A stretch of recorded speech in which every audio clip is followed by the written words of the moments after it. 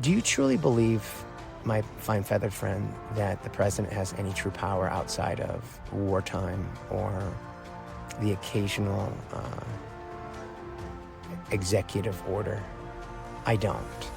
Would you like to expand upon that? I would. I believe we've joked about that the way our government works. I'm going to really dumb it down. Well, shh, don't say it. You are a bird brain. Okay. I believe it's no different than being in a bank. Oh, hear me out. Congress got power of the purse. It's like the treasury in a bank. Well, the judicial system is kind of compliance. Oh, kid. Making sure that the money is being spent properly and all the other shit's happening correctly.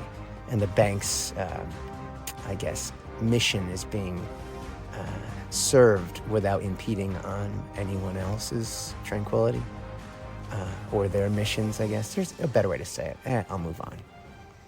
Well, then what's the executive department? Well, it's the complaints department. It's the office of the president. Takes all the shit from everyone, all the complaints, tries to make nice with everybody. Doesn't really have any power without balancing out with compliance and the treasury. In other words, the CEO of a bank can make decisions, but if it doesn't run across the balance sheet in a good way, say it better. In other words, if it tanks the bank when it comes to the treasury, to the money part, he is probably out.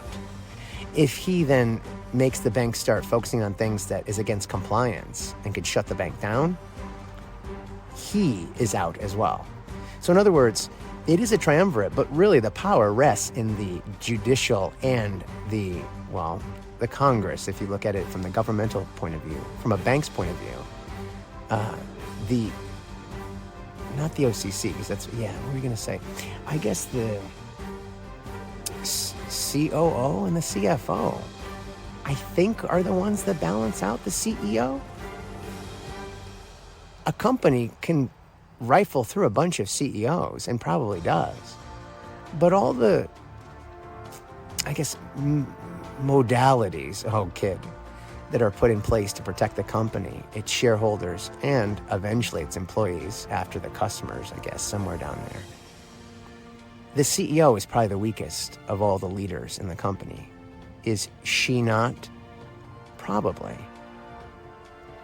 Because a CEO can be ousted very easily by a board. So let's go back to the government. How powerful is the president if we use that bank model and apply it as you did to the bank, apply it to government? Well, the president really is chained down, right? She, one day there might be a she, and it might be this year, is subject to all the rules, regulations, to the Constitution, to the balances of power, and to all the things the framers put in place to ensure that the president cannot be king, no matter how great of a leader someone might think they are. So I go back to my initial question. What makes a good leader? Well, I think we've talked about it. Here's my next question. Is Donald Trump a good leader?